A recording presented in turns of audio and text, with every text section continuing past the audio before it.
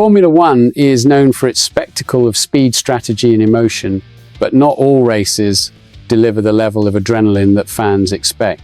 A classic example of this is the Monaco Grand Prix, an iconic event that has been lacking in track thrills over the past few years. While the glamour of the Principality remains untouched, the lack of overtaking has become an obvious problem, to the point that the FIA decides to intervene. Backstage, the noise was great. At the last meeting of the Formula One committee on the 18th of February, the motoring authorities presented a bold proposal to increase the number of mandatory pit stops during the race in Monaco. The idea is clear. If overtaking on track are rare, why not create strategic variables to move the game?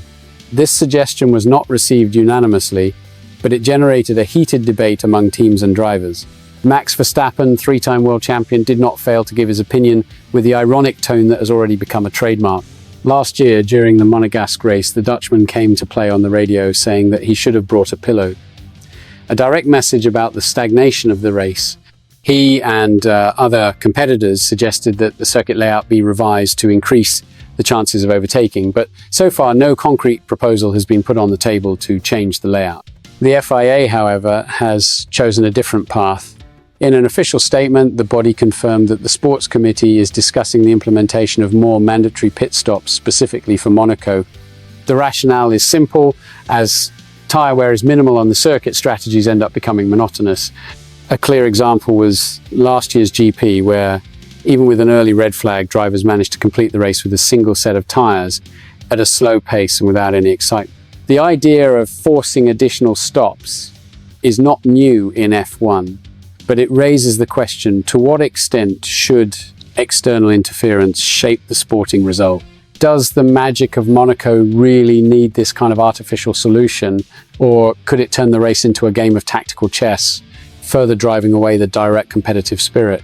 In addition to the discussion on Monaco, the FIA took advantage of the meeting to announce the end of the annual restriction on the number of gearboxes that teams can use.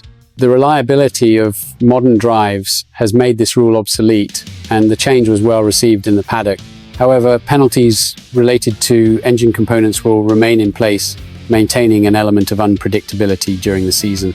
On the horizon, the FIA also promised to tighten the siege against the flexible wings, dividing the application of the rules into two phases: the rear, already in Melbourne, and the front, from the Spanish GP. The question remains, do you believe that more mandatory pit stops can turn Monaco into a strategy and overtaking show, or should the race keep its tradition even if less exciting?